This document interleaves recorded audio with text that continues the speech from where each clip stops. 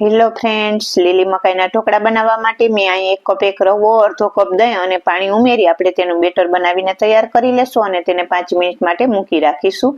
મેં અહીં લીલી મકાઈ લીધેલી છે, તેને આ રીતે કટ કરી લેશું. હવે મિક્સર જાર લેશું, તેમાં જે કટ કરેલી મકાઈ, મરચું અને આદું ઉમેરી તેને ક્રશ કરી લેશું અને જે આપણે રવો પલાળેલો છે તેમાં તે ક્રશ કરેલી મકાઈ ઉમેરી દેશું અને થોડાક મકાઈના દાણા ઉમેરી તેને સારી રીતે મિક્સ કરી લેશું.